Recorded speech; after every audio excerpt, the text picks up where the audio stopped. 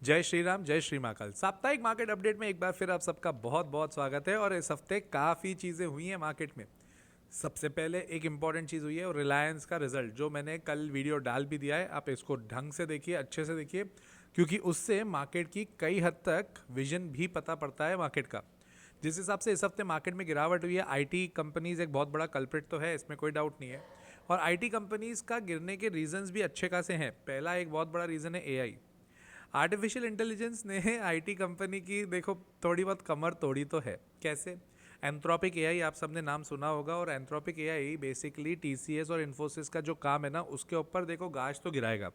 Unless and until India में वो एक अलग लेवल पर लेके आए, इंडिया में एक अलग सेटअप पे समझे, तब तक देखो दिक्कत तो आएगी। ठीक है, मतलब क्या हुआ? एंथ्रोपिक एआई बेसिकली टीसीएस और इन्फोसिस का जो काम है, जो टीसीएस इन्फोसिस अमेरिकन कंपनीज से अपना काम लेते थे ना, जो कॉन्ट्रैक्ट लेते थे, वो काम खुद ही एआई कर देगा। तो आपको इंसानों की ज़रूरत कहाँ पड़ेगी? कोई बहुत बड़ी बात नहीं है, कोई दो राय की बात नहीं है। आईटी कंपनीज वर्ल्ड वाइड बहुत सारे लोगों को ले ऑफ कर रही है। आप अगर अमेजोन को भी देख लो, टीसीएस को भी देख लो, पिछले ओरेकल को देख लो, कितने टाइम से ये लोग ले ऑफ ज़्यादा कर रहे हैं। या तो फिर आपके एआई से आपको डेवलप होना पड़ेगा, एआई से आपको समझना पड़ेगा, एआई से अपना करियर बनाना पड़ेगा। उसके अलावा यूएस का जो इशू चल रहा है, उसमें अभी as of now US is not actually entertaining any of the countries for the business purpose, क्योंकि उनकी खुद की हालत टाइट है। हर जगह वो खुद के बारे में सोच रहे हैं, जो कि सही भी है, बट प्रॉब्लम दूसरी कंट्रीज के लिए तो होगा ना। अब हमारी कंपनीज देखा जाए तो उसके ऊपर डिपेंडेंट थी। अभी आपने एक और चीज़ सुनी होगी कि वॉर में वापस एक बार पीस टॉक चालू होने की बात चल रही है। अब देखो पीस टॉक्स ही चलेंगे। अब मेरे को पर्सनली उम्मीद नहीं है कि यहाँ से जाके फिर एक कुछ बहुत ही बड़ा घमासान हो और घमासान के बाद में वापस युद्ध जैसी सिचुएशन, मेरे को अब वो नहीं दिख रहा है। क्या होता है ना, जब पीस टॉक्स चालू हो जाती है तो फिर डिप्लोमेसी चालू होती है, अटैक्स कम होते हैं। और जैसे यूएई पे अटैक हो रहा था, बहरीन पे हो रहा था, कतर में हो रहा था, अब वो नहीं होंगे, क्योंकि अब वैसी अब बातचीत पे आ गई ना बात। अब तो अब अपने को मसल दिखाने का कोई मतलब है नहीं। डोनाल्ड ट्रंप के ट्वीट को कोई इज्जत नहीं दे रहा है, बनती भी नहीं है। ईरान की बातचीत को वैल्यू दे रहे हैं, जो कि सही भी लगती है। ठीक है। इसके अलावा वारी एनर्जीज, मतलब सोलर एनर्जीज के ऊपर, सोलर सेक्टर के ऊपर काफ़ी इंपॉर्टेंट न्यूज़ है कि अमेरिका ने 123% की उनके ऊपर ड्यूटी लगा दी है। अरे यार, ये नहीं मान रहे। जहाँ पे अब क्या हो रहा है, इंडिया, इंडोनेशिया, ये कंट्रीज़ क्या सोलर सेल्स बहुत सस्ते में बना रही हैं। कुछ कुछ जगह तो हम लोग चाइना से माल खरीद रहे हैं, तो हमारा ऑलरेडी सोलर सेल सस्ता है। अब हम एक्सपोर्ट करते हैं, यूएस को सस्ता माल लेने से मतलब है, तो यूएस खरीद रहा है हमसे। अब यूएस खरीद रहा है तो वहाँ की जो कंपनीज हैं वो दुखी हो रही हैं कि यार ये सस्ता माल इंडिया से ले आते हैं और फिर उसके बाद में हमारे यहाँ पे कंट्री में हालत टाइट होती है। तो फिर इन्होंने क्या बोला, ड्यूटी लगा दो। अब ड्यूटी लगाने के बाद में सोलर एनर्जीज़ के जितने भी कंपनीज हैं उसको काफ़ी अच्छी गिरावट तो हुई है। वारी एनर्जीज़ के ऊपर मैंने एक रील भी डाली थी, वो आपने देखी होगी, जिसमें वारी एनर्जीज़ का डिटेल बताया था कि एक्सपोर्ट में भी वारी एनर्जीज़ का काफ़ी बड़ा रोल है, और एक्सपोर्ट में सबसे ज़्यादा वो करता भी यूएस को है। बट यार देखो, ये कोई बहुत परमानेंट चीज़ नहीं है, ये टेम्प्ररी है। और अगर टेम्प्ररी है तो सोच लो क्या करना है। ठीक है। तो सोलर के लिए अभी टेम्प्ररी थोड़ा नेगेटिव हुआ है, can be a good opportunity also, think about that. इसके अलावा फेड की पॉलिसी आने वाली है इस हफ्ते। अब फेड की पॉलिसी आपको, मेरे को लगता है आपको समझना बहुत ज़रूरी है। कैसे? फेड ने अगर रेट कट किए, जिसकी उम्मीद नहीं दिख रही है, तो होगा क्या? अमेरिका में जो ट्रेजरी बॉन्ड्स हैं उसकी वैल्यू भी गिरेगी।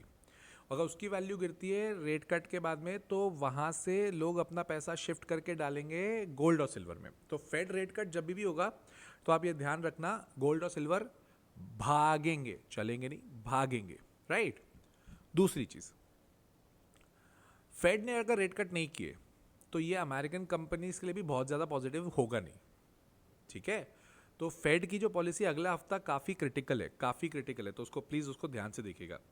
एक और, जो मैंने कुछ टाइम पहले वीडियो डाला था शुगर इंडस्ट्रीज़ के ऊपर, अब शुगर इंडस्ट्रीज़ के ऊपर हमें वापस फोकस करना पड़ेगा। पता नहीं, मेरे को ऐसा लगता है जो मैंने वीडियो बनाया था वो एक अलार्मिंग सिचुएशन थी, या फिर कई कई बार होता है ना, अपॉर्चुनिटी क्रिएट कर गई। तो मैंने वीडियो डाला, उसके कुछ दिन के अंदर ही, मतलब अभी की बात कर रहा हूँ, नितिन गडकरी साहब ने बोला है कि हम लोग 100% एथेनॉल ब्लेंडिंग पे जाना चाहते हैं। अब ये पॉजिटिव खबर किसके लिए? शुगर इंडस्ट्रीज़ के लिए। मैंने उस वीडियो में कहा था कि शुगर इंडस्ट्रीज़ के ऊपर फोकस नहीं किया सकता, साइक्लिकल है। जब तक एथेनॉल की न्यूज़ नहीं आएगी तब तक इन्वेस्ट नहीं कर सकते। अब एथेनॉल की आ गई, थैंकफुली 1.5-2 हफ्ते में ही आ गई जब से वो वीडियो बनाया है। तो देखिए, वीडियो तब बनाया था, तब कोई इस तरह की खबर नहीं थी, अब वो खबर आ गई तो मैं आपको अपडेट कर रहा हूँ क्लियरली। अब शुगर इंडस्ट्रीज के ऊपर भी फोकस किया जा सकता है, क्योंकि अगर 100% एथेनॉल ब्लेंडिंग की बात कर रहे हैं तो that will be positive for the market. आ जाते हैं हम लोग लेवल्स के ऊपर। लेवल्स के ऊपर बात करें, निफ्टी अपने लेवल से आ गया 23,800 का अच्छा लेवल है। अगर वो टूटता है तो वापस वही 23,200 की कहानी चालू हो जाएगी। रिलायंस का रिजल्ट जिस हिसाब से आया है उस हिसाब से मार्केट का इम्प्लीकेशन देखना पड़ेगा। रिलायंस की अगर मैं बात करूं तो रिलायंस अपने सपोर्ट से नीचे ही चल रहा है। 1300 लास्ट सपोर्ट है, अगर वो टूटता है तो दिक्कत देगा, ठीक है। और उसके बाद में अब आ जाते हैं एसबीआई के ऊपर। एसबीआई बढ़िया चल रहा है, जो पिछले हफ्ते भी था, 1000 के स्टॉप लॉस से पड़े रहने दो, कोई दिक्कत नहीं है। HDFC एक बार ये 820 क्रॉस कर गया ना, ये बहुत तेज़ भागेगा, बहुत तेज़ भागेगा। बट अभी वो होते हुए दिख नहीं रहा है, सेंटीमेंट इतने पॉजिटिव दिख नहीं रहे।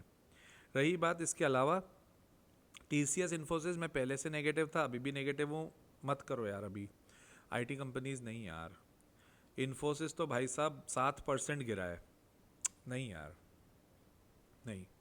TCS मतलब किसी भी हालत में आपको IT कंपनीज अभी नहीं फोकस करनी चाहिए, ठीक है।